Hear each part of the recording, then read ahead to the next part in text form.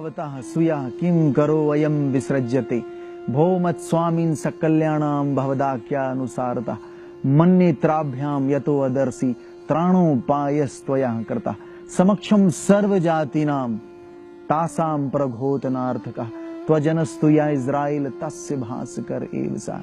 Simone प्रभु यीशु को अपनी गोद में लेकर ये सुंदर बात कहते हैं कि हे प्रभु, अब अपने दास को शांति से विदा कर दीजिए, क्योंकि मेरी आंखों ने आपके उद्धार को देख लिया है, जिसे आपने सारी मानव जाति को दिया है।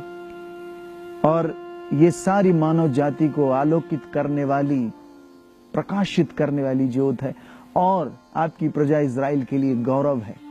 प्रभु यीशु के जन्म की जब हम बात करते हैं, प्रभु यीशु परमात्मा का वो शब्द है जो हम उत्पत्ति में देखते हैं कि परमेश्वर ने कहा प्रकाश हो और प्रकाश हो गया। That is the word of God. वो परमात्मा का शब्द है। शब्द ही ताला, शब्द ही कुंजी, शब्द ही जगत रमाया, शब्द ही से परचा भया, शब्द ही शब्द समाया। शब्द गहे सो पंथ चलावे, बिना शब्द नहीं मार्ग पावे। शब्द गुरु और शब्द गुरुराई, बिना शब्द नहीं जीव मुक्ताई। प्रभु की वाणी कहती है कि वो शरीरधारी हुआ, शब्द देहधारी हुआ और उसने हमारे मध्य निवास किया। हमने उसकी ऐसी महिमा देखी जैसे पिता के इकलौते पुत्र की, जो अनुग्रह और सत्य से परिपूर्ण है। प्रियो, सत्य ऐसे नहीं जाना जा सकता। सत्य को जानना बहुत कठिन है जब तक कि अनुग्रह ना आए। इसलिए कहता है परिपूर्ण प्रसादेन सत्येन च। सत्य को जानना बहुत कठिन है, असंभव है। और सत्य तभी जाना जा सकता है जब उस पर अनुग्रह विराजमान हो जाए, प्रसाद विराजमान हो जाए। प्रभु की वाणी में कहता है सत्यश्च ज्ञास्यत सत्येन स्वाधीनी कारिष्य द्वेजा। तुम सत्य को जानोगे और सत्य तुम्हें स्वतंत्र करेगा, मुक्त करेगा, आजाद करेगा। प्रियो, जब हम भगवान यीशु की बात करते हैं, पूर्ण अवतार की हम बात करते हैं, वो परिपूर्ण सप्रसादेन सत्येन च, वो सत्य मांस रूपी लेके हमारे बीच में आया।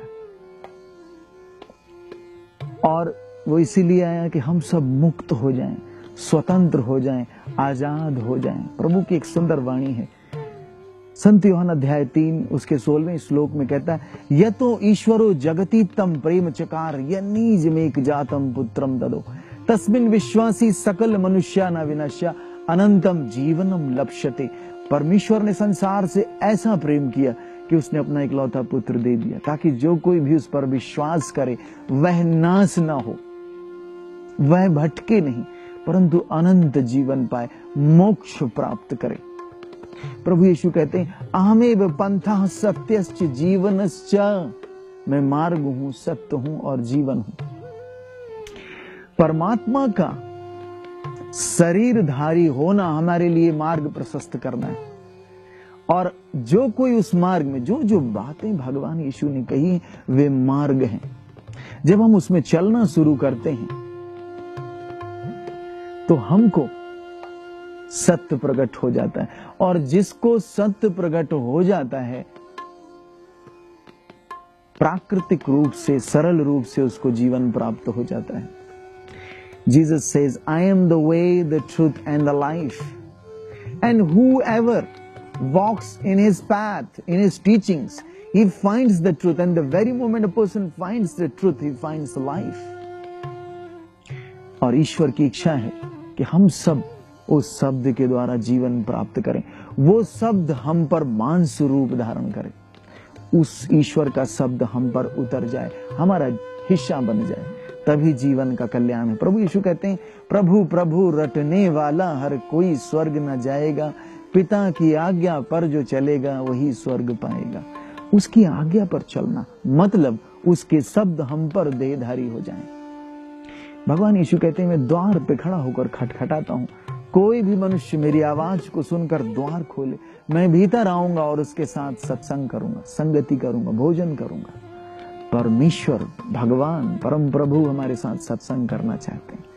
मेरी प्रार्थना है जब प्रभु हमारे साथ सत्संग करते हैं, एक बहुत सुंदर बात है कि जब तुम वीणा के तार कसो, यह गायक मन गंधर्व बने, और तुम ही अगर संग संग बसो, हर पल जीवन का पर्व बने।